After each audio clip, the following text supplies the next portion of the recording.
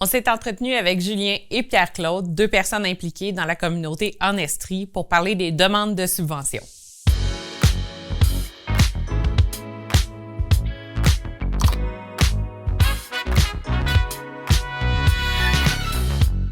Voici maintenant en rafale des trucs pour vous aider à la rédaction de vos demandes de subventions. C'est important que ce soit, là on parle d'organisme, donc la direction générale, garde le focus sur le financement. Mais c'est 40 % du temps de la direction générale devrait être consacré à la recherche de financement. On s'entend, techniquement, la direction générale devrait être la personne qui est la plus convaincue sur le projet. Et donc, normalement, la personne la plus convaincue est aussi la plus convaincante. Du moins, on s'attend à ça. Donc, ça, pour moi, cet élément-là, il est super essentiel parce que c'est à la base de tout le reste de ce qu'on va dire. Dès qu'on part la machine, on devrait toujours tout de suite penser à qui pourrait donner des lettres d'appui à mon projet. Parce que les choses qui dépendent de nous, on peut les faire rapidement. Les choses qui dépendent des autres, ça, c'est plus tough d'avoir le contrôle là-dessus. Donc, la première chose, c'est de dire, OK, bien, cet organisme-là ou cette entreprise-là, je le sais qu'elle appuierait mon projet. Cette personne-là, je dis, peux-tu me faire une lettre qui dirait que tu vas donner 1 000 $ de PEL pour mon projet? Et là, parce que lui, après ça, il y a 3 semaines, 1 mois pour le faire, mais tu n'as pas le contrôle. Évidemment, tu peux lui mettre un peu de pression, mais c'est ton partenaire, fait que tu ne veux pas trop le déranger. Ou tu fais comme moi, ce que j'avais pris l'habitude de faire, tu y écris la lettre. Exactement. Et tu la signes. C'est ça. Ça, c'est le meilleur moyen. Si tu sens le besoin de la corriger, tu peux, mais voici le document Word, il te reste juste à la signer.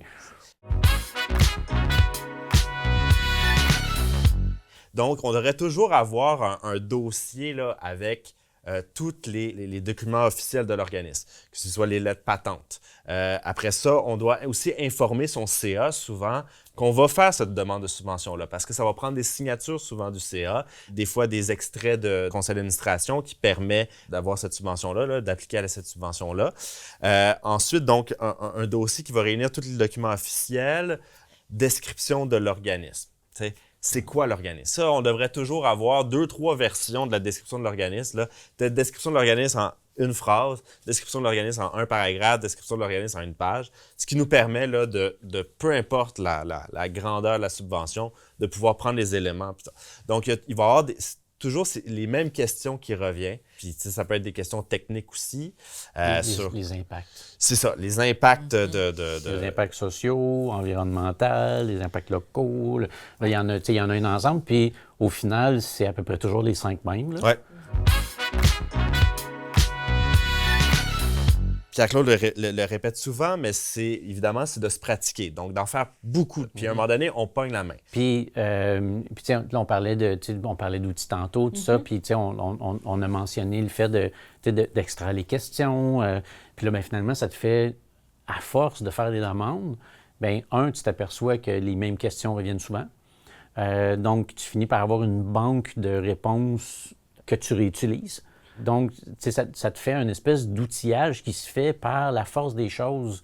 Ça m'est déjà arrivé aussi de dire « Shit, il nous reste moins de 48 heures pour déposer une demande de subvention. » Crime, après 45 minutes, la demande était remplie parce que on est allé chercher les textes à gauche puis à droite, puis on a juste eu à rephraser les affaires pour fitter, dans le fond, à cette demande en particulier-là.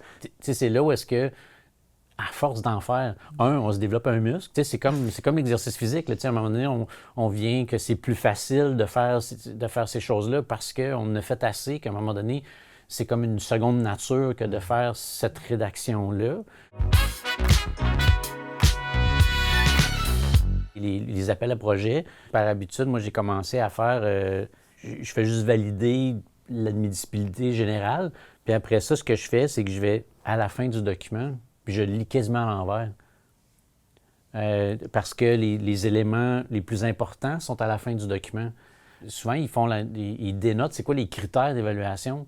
Il y a même des fois une grille où ça te dit, tel élément va donner 20 %, tel élément va donner 10 % des points. Fait que là, tu es là, mais tout est là, Mais si tu ne tiens pas compte de ça, puis tu te mets à rédiger, puis là, tu rédiges comme un fou, tu remplis les cases à mesure, puis là, tu t'envoies là cette grille-là, puis tu dis « Ah shit, il faut que je réécrive les 3 quarts de mon document. Parce que j'ai pas mis l'emphase sur les éléments prioritaires selon leur grille. Après ça, ben, d'un projet à l'autre, des fois, ils vont dire « Bien, ça prend un plan d'affaires. » Shit, on n'a pas de plan d'affaires. Ou shit, notre plan d'affaires, il y a 2 ans. On peut-tu le remettre à jour? Ça nous prend des lettres d'appui. Ben là, t'es peut-être mieux de commencer à faire tes lettres d'appui pendant que tu rédiges. Fait que t'es fait en premier, finalement. Puis souvent, dans les demandes, c'est la dernière chose dans le document, c'est est-ce que tu as tous ces éléments-là? Puis là, c'est des petites cases à cocher. Mais si tu les as pas lus avant, il va peut-être te manquer des choses, puis il te reste 2 jours pour envoyer ton document. Il est peut-être un peu trop tard. Ils te mettent dans le fond vraiment une grille. Ben, peut-être pas toutes les demandes de subvention, mais c'est important d'aller tout lire finalement pour s'assurer que si on a la chance d'avoir ce genre de document-là, ben on va en profiter puis s'assurer qu'on a tout là. Chaque organisme gouvernemental a sa propre plateforme, son propre document PDF, son propre document Word de subvention. Donc là, des fois, c'est leur propre plateforme, il faut que tu ailles entrer le texte dedans. Des fois, ça va être un PDF un peu tout croche. Des fois, ça va être une espèce de Word, mais là, tu ne veux pas tout défaire la mise en page. Donc, c'est toujours important de prendre, peu importe la plateforme, de copier-coller les questions, puis de le mettre dans ton propre document, là, que ce soit Pages, Google Doc ou Microsoft Word, dans lequel tu te comprends. Puis là, tu viens écrire là-dedans. Puis ça va être ton document. Puis ça va être un document aussi qui va être plus facilement partageable avec les membres de l'équipe, du conseil d'administration quand on veut réviser la demande de subvention. D'une certaine façon, on a des clients. On sert, l'impact qu'on veut avoir touche des entreprises, des gens, des regroupements, bon, peu importe ce qu'on fait. Quand on est dans un exercice de demande de subvention, quand on est financé par les gouvernements, par les subventions, on a nécessairement 2 clients quand on est subventionné, quand on va chercher du financement de cette façon-là. On a des clients à notre mission, puis on a des clients bailleurs de fonds.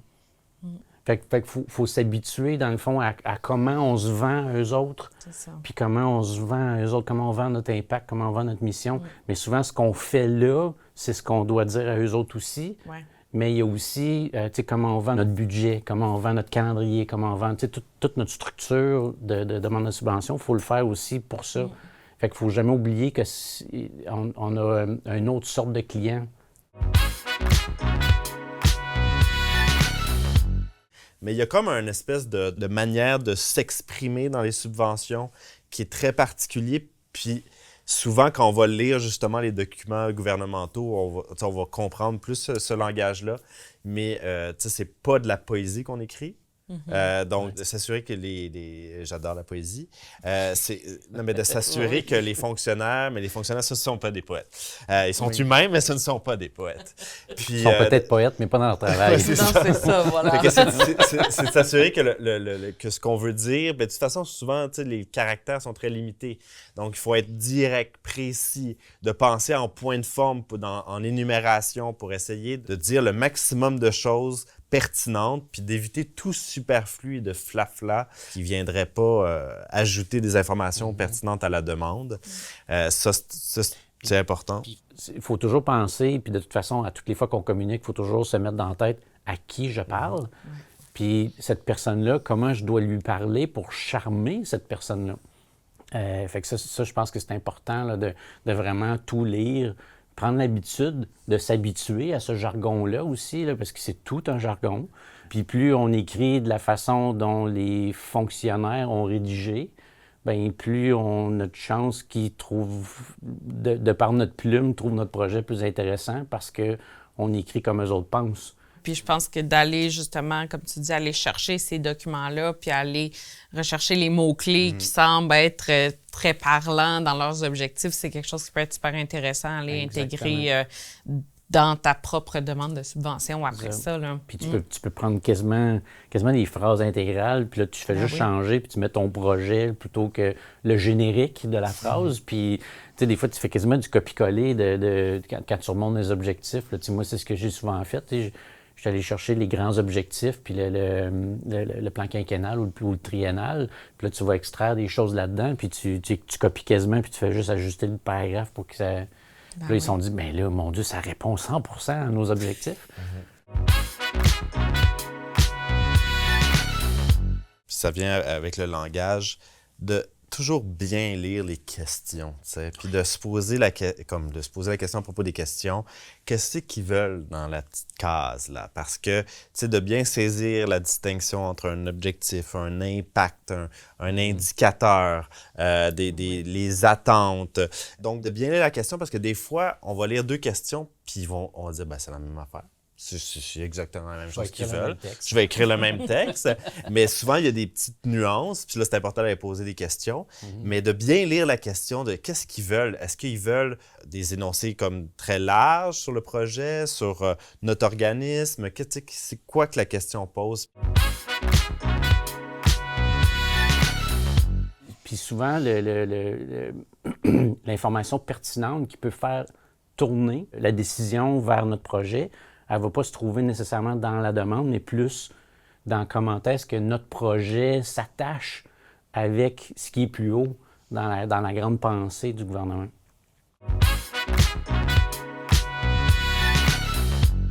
De toujours se mettre la date de dépôt une semaine avant, dans le sens que de tenter de terminer une semaine avant. C'est faisable, ça? Oui, bien, essayez. Du moins, tu sais, mettons les lettres d'appui, ce genre de choses-là, de ne pas le dire, ben, ma date limite, c'est le 15 octobre, parce que c'est la date du dépôt, donc voilà-moi pour le 15 octobre. Essayez de forcer pour une semaine avant ou quelques jours avant, et vous-même de dire, ben, je vais le finir 3 jours avant. Comme ça, s'il y a une bad luck, que ce soit un ordinateur qui plante, que ce soit une perte de documents, une lettre qui n'arrive pas, finalement, on découvre que le montage financier, il y avait un 0 de trop, puis ça débalance tout. Ou tu le présentes à ton conseil d'administration, puis il dit « Shit, on peut pas déposer ça. » Oui, c'est ça. Puis là, il y a quelqu'un qui dit « OK, je le prends à main levée, puis je le réécris au complet. » Exactement. Fait que ça peut arriver. Fait que toutes ces choses-là, tu sais, il faut se donner un petit peu de temps, puis donc c'est ça, fait que le finir avant. Merci d'avoir écouté cette vidéo. Visite notre chaîne YouTube pour visionner d'autres extraits de cette discussion.